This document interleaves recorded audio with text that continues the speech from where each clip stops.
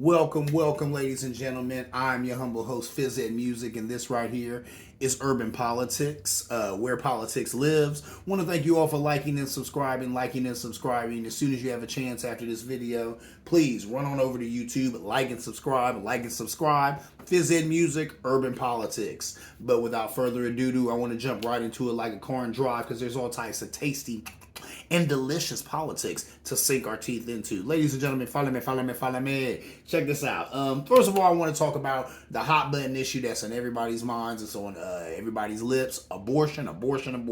They've been talking about it. They let that first draft of that argument leak. So it's all anybody's been able to think about, you know what I'm saying, with just cause, because that is a hot button issue. It's a serious issue. And what I want to talk about is bodily autonomy. I've heard that phrase a lot, or, you know, those words a lot in the news lately. I know you have too. So let's talk about that. Bodily autonomy. What does that mean? Well, bodily autonomy, the 14th Amendment protects the right of the people to be secure in their persons, houses, papers, and effects against unreasonable searches and seizures, right? Informed consent is also a part of this bodily autonomy. So right there, that's what they're telling you. The 14th Amendment protects bodily autonomy, right? And that's just rights to yourself, and rights to yourself to not be unreasonably searched or seizured or anything like that. The 14th Amendment protects that right for us all. Then there's another piece of it. This is kind of I guess the medical piece of it. They were saying informed consent. Before any treatment is given or procedure performed on a patient, she must, if competent, give consent. Now that was interesting to me because I didn't put that in there. They put that in there. When you Google this and look this up, that's in the wording of the law. And isn't it interesting that it said she must, if competent, give consent? She must. So already they're assuming that we're talking about a female in this, right? So there it is. They're saying that this bodily autonomy is going right to that 14th Amendment that says people have control over their person, over their things, over their, you know, papers and all that, right? But you know, in this case specifically, over your person, rights to your bodily self.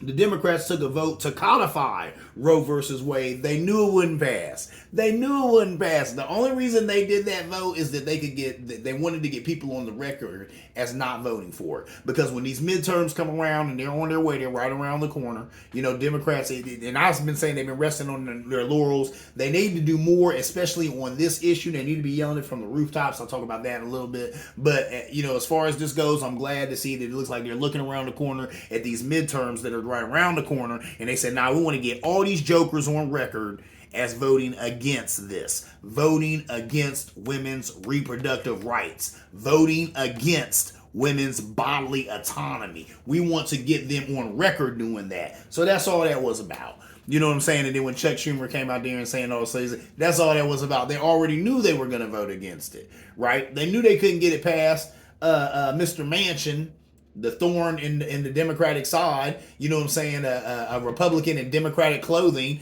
Of course, he voted against it, could have seen that coming. Now, Christine Sinema, she did not.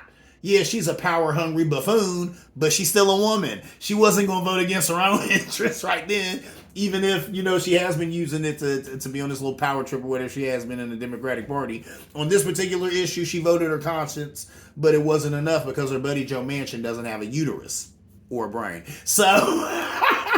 nah, he's got a brain, all right, because he's playing a very sophisticated game and making a whole lot of money. So there's that. That is what it is, you know what I'm saying? So that's what happened. They couldn't codify Roe versus Wade. Codify. Now, I'm like, that's another word you keep hearing. They always talk about codifying Roe versus Wade. We need to codify Roe versus Wade. What does that mean? Well, to codify something just means to arrange laws or rules into a systematic code.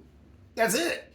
Let me say it again. To arrange laws or rules into a systematic code. Here's an example they gave. They said organizing recipes by alphabetical order. That would be an example of codifying, you know, your recipes. Just putting them in order, you know, alphabetically. So that's interesting. So with that said, that says to me that, okay, so this is a right that you already know that women have. We're just asking you to codify it. We're just asking you to put it in some type of order within the rest of our laws, right? But we already know it's something that women should have, right? But with this right here, or with them coming up with all these abortion laws and stuff like that, they're saying no, women should not have rights to their body. They're saying no, we're not going to codify Roe versus Wade. If anything, we're getting rid of it. Wow, you know what I'm saying? This is mind blowing stuff right here. Of course, evangelicals, they're jumping out of their seats. They're happy about this. A lot of them are just staunchly against abortion in any shape, form, or fashion, whether it's rape, whether it's incest, whatever. Health of the mother, they don't care. If it's a child, you know what I'm saying? If this woman is pregnant or whatever, they think that that child should come to fruition. They think that she should have that baby regardless of who or what, right? But something they probably wouldn't even know. I bet a lot of them don't know. This is going to start coming up in the news, or I guarantee you'll start reading about this in a minute. Because if I'm talking about it, other people got to be looking at it too. But abortion is 100% legal in Israel. Now that's interesting, because the same people who are all on this abortion fight here in America, who are all about you know what I'm saying, the right to life and all of that stuff, they also, undyingly support Israel, a place that has access to abortions. First of all, abortion in Israel is legal. It's easily obtainable. A committee reviews the case, and most often it's okayed, especially if the mother's life is in danger. They said 40,000 women a year have abortions in Israel. Also, here's the kicker too, it's free. Is subsidized by the Israeli government. Come on now. That blows me away. They were saying that I guess they just passed some health laws in Israel where women 20 to 33 can get abortions subsidized by the government regardless of circumstance. Regardless of circumstance. That means a woman was raped, she don't want to have the baby, she don't have to have the baby. That means there was incest going on, the woman wasn't with, she don't have to have the baby. That means the woman wakes up one day, says this guy I'm with is being a butt, she don't want to have the baby, she don't have to have the baby. Right there in Israel. And isn't that interesting? They go so hard for Israel, you know what I'm saying, and wanting to give it its own states' rights and, the two-state solution and all that other stuff going on in Israel. I wonder, did they know this? Did they know that they're this liberal, so to speak, when it comes to abortion rights? But I guess they said what it is they believe in Judaism, they believe in the preservation of life, and a fetus is not a living being. I had to think about that. I'm gonna say it again. They believe in the preservation of life, and a fetus is not a living being. Well, I'm pro-choice. Why is that? I think that a woman is her right to choose, right? It's her body. And then if that's the case, that means that I'm obviously giving more credence to the life that's already here than the life that will, in this case, we'll say is growing inside of her, right? But I think her life is more important because it's the life that's currently being led to where this life hasn't even began. But then some people say, well, that life deserves a chance. I get that. I hear that. But I guess coming from where Israel is coming from, I agree with this. They believe in the preservation of life. I can't understand how I would sit there and tell a woman who might die trying to have birth, because that's something graphic. I'm going to tell you, I have 3 children. And I've seen 2 of them be born. I was in the room for 2 of them. I wish I could say I was in the room for all 3. I was in the room for 2. That is traumatic. Let me tell you, there ain't a man walking the planet who wants to give birth. I'm sorry. You know what I'm saying? I don't think there's a man walking the planet who could give birth. If you've ever seen it, you ever seen 8-9 pounds drop out of your lady? Let me tell you something, son. It will change it. And it's nothing to take lightly. Women are amazing creatures. They do it all day, every day. They do it without fanfare. And unfortunately, now they have to do it without even being respected, without it being, their bodily autonomy being respected. No one should be made to have a child, because there's a lot that comes on with that. I have to quote Hillary Clinton on this one. A lot of people won't like that. I quote Hillary Clinton on this one. A woman having a child, that is between her God, and her family. And that's it. her God, and her family. That's it. That's the only people she should have to consult on that. You know what I'm saying? So that TI is what a TI is, but that's something going on with that. But remember those terms: bodily autonomy. Bodily autonomy. In one swoop, they've taken away women's bodily autonomy. Well, they're trying to. They're on the royal road to doing as such. We'll see if the Democrats step up and do something about it. Where you at, AOC? Where you at, Kamala Harris? Where you at, Joe Biden? Where you at, Cori Bush? Come on now. The women are calling out. Anyway, moving on. Let's talk about the next thing. I want to talk about the new White House press secretary. A lady by the name of, I hope I'm messing this up. Her name is Karine Jean-Pierre, I'm pretty sure. She's the first black woman and open member of the LGBTQ community to ever have that job. So this is a historic on a couple of different levels. And she came out a little while ago and she said, hot take, Fox News is racist. That's not a hot take. And then she was talking about it in reference to coronavirus coverage and things like that. Get out of here. Everybody knows that Fox News is the long arm of the Republican Party, the long arm of the right, right? Right, but they ain't right. So there it is. So she didn't say anything that was news to anybody. So what y'all mad? What? Y'all mad because a dark-skinned female who happens to be a member of the LGBTQ community had the audacity to speak truth to power and just say what everybody already knows and already thinks? Get over it. You're mad because she's the first White House press secretary? This is what I call progress, right? If you want the country to do that and not do that, you got to have this. You have to have people of color in these different communities having these different roles in society. That is called progress, ladies and gentlemen. And I am a progressive, so I love it when America is progressing as such. So there's that. Jen Psaki, who, she's taking her position. She's about to step down, so this lady will be taking her position. She said that her replacement will give a voice to so many. Boom, and there it is. Already it has. You know what I'm saying? This sister come out all fiery against Fox News. They all up in arms over it. Why? Because she's a person of color who happens to be female and who happens to be a member of the LGBTQ community. So they all up in arms. Good. You should be. And that's what Jen Psaki said. My replacement will give so many people who haven't had a voice. And there it is. Already, she can't help but give them a voice. As soon as she uses her voice, she's giving these communities a voice. I love it. Pitch perfect. It's a real good look for America, for Black America. How about this? Under Biden, now people keep trying to say, I can't believe a little while ago, somebody had the audacity to say something silly to me. They're going to say, oh, Joe Biden, and he just as racist as Trump, if not more. What? I said, what? I was like, you say what? You say that again? You heard somebody say something so crazy, you want to hear it again? Say that again? Yeah, I think Biden just is racist as Trump, if not more racist. I said, Playgirl. And this was a sister. Playgirl, cut it out. Cut it out. Cut it out. Listen, black people. Listen. First of all, every president besides Barack Obama, every president we've ever had was racist. That's a piece of it. Come on now. I'm just keeping it real. Joe Biden included too. And you've seen me on, I'm going on record to just showing and saying I like Joe Biden. I'm a fan of Joe Biden. I was a fan of Joe Biden before he became the nominee to save us from this idiot Trump. You see what I'm saying? But I'm not going to lie. He's an older white male. There's just some of this stuff is baked in the cake. You've heard some of the things he said, right? He's just an old white man. Okay, so is there a little piece of that racism piece in there? Yes, it is. So what? So what? He's still a good man.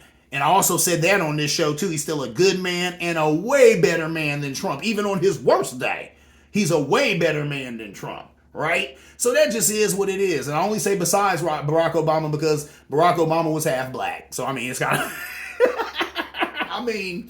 people say J. Edgar Hoover was also half black. That's another reason he didn't like black people, but that's a whole nother show and a whole nother story, right? If you know anything about that, please push back and holler at your boy because that's a wild, interesting story that I've heard lately on TikTok. Anyway, do I want to stick to the script of what I'm talking about? My point being, yes, have we had racist presidents? Sure we have.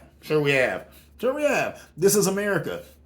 The one older white lady who does stuff with race, y'all know who I'm talking about. She's dynamic and amazing. She even said that. She said there's no way you could, grow up being white and being educated by this school system and not be racist. That was an older white woman saying that. So it is what it is. But with that said, think about it. Under Joe Biden, we've had the first black female court justice. We've had the first black female White House press secretary. We've had the first black female vice president. These are three first black females under Joseph Robinette Biden. I don't think that man is worse than Trump. Anything, he is better than Trump by leaps and bounds. And right, come on, man. He just gave you three black first, and they were sisters. Come on now. Come on now. So he didn't even look for brothers because that would have been a little safer. Let me go find some men. No, no. He said, not only do I want them to be of color, they'll also be women. I'm looking for sisters to fill these positions. And he did. He held true to that. I'm sorry. I got to give respect where respect is due. And I always say it on this show, right? Men lie, women lie, the numbers don't lie. That's 3. Famous first under Joseph Robinette Biden. Come on now, if you got something to say, you always in the pushback zone. You want to push back, going to push back. But I got to give the man his flowers right now. And I better hurry up because he's an older gentleman. Not making no jokes, I'm just saying. We all will shuffle loose this mortal coil. Joe Biden is an older white man, but guess what? He is really doing some good stuff here. He's holding true to his word of wanting to bring people together. Now, with all that said, I do need him to also get up off his rusty dusty and, you know what I'm saying, get rid of this filibuster. You know what I'm saying? Let's get this climate change done. Let's get some of this infrastructure done. You got money for everybody else. You got money for Ukraine. You got money for all this other garbage. We need money right here at home. You know, and you know what it needs, what needs to happen, Mr. Biden. You know, get rid of the filibuster. Okay? They call it executive orders. Start using them. Start doing them. What is the use of being president if you can't do some good? I think LBJ said that. What's the use of being president if you can't effect some positive change? Anyway, moving on. I want to talk a little bit more about the GOP. Let's talk about some of their Senate races. They got a Senate race in Pennsylvania. There's a lady by the name of Kathy Barnett, and she is running. She's a conservative commentator. She's the author of a book called Nothing to Lose, Everything to Gain, Being Black and Conservative in America. Wow. When I seen that, I was like, that's interesting. And that sounds like a book from a black conservative sister. I'm not going to lie. Some of these black conservative sisters, I got love for them. Back in the day, I dated some of them. You know, I definitely don't agree with them politically, but I like the look. And I always want to talk about sisters doing great things in politics, especially too on that side, on the right. That's something, you know what I'm saying? I mean, you got your Candace Owens and people like that, but a sister who's actually poised to hold an office for the GOP, this is interesting here. Now, the Club for Growth gave her $2 million in ad buys, and that right there lets you know that they like what they see. Well, they had put money into another candidate. I can't remember the name of that candidate right now, but things kind of fell through with that candidate, and then they started putting money into her because she started looking better. She started having some really good debate performances. Well, first of all, her strong debate performances kind of put her neck and neck with Dr. Oz. He's in this race. He's the person who Trump is supporting. Why? He's famous. You know what I'm saying? Dr. Oz, y'all all know who I'm talking about. Oprah's boy. He had a show forever. And this guy don't even live in Pennsylvania. But you know what I'm saying? You can go ahead and Google that and find out what a debacle that is. But whatever. The GOP always is good for doing that. Finding some star, some famous person who doesn't know a damn thing about legislating. But they're famous and people know them. And I've seen them on this show or they're a sports star. So they give them their vote even when they're idiots who don't know anything about anything and definitely don't know anything about legislating. Oh well, they're famous. Give them our vote. So the GOP does that. And you know what I'm saying? Dr. Oz is another example of that, but he's got 22% in the polls. She's got 19% in the polls. That's huge in a primary. That means she's basically neck and neck because that margin of error is, minus or plus 5%. So basically they're neck and neck, and that's huge because you don't know who she is. You might just be hearing that name right now, Kathy Barnett, but she's right there neck and neck with Dr. Oz. So when she's in these debates, she talks about growing up poor on a pig farm in Alabama. How this country allowed a little black girl to claw her way from underneath a rock.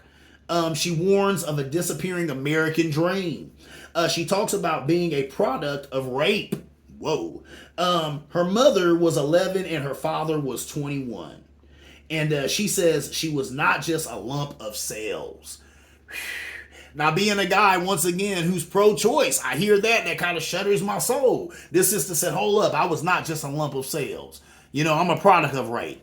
So then I'm sitting there and I'm like, I get it. She's like, what if my mom had an abortion? I wouldn't be right here running for state senate. You know what I'm saying? Running for Pennsylvania state senate, doing big things right now. I wouldn't be here because my mom would have aborted me. I hear that. Even with that said, I'm still pro-choice. But man, she makes a hell of an argument, doesn't she? So I guess she's dynamic when she's in debates against people bringing this type of stuff up. Like I said, it's a shame and a travesty. Trump is endorsing Dr. Oz.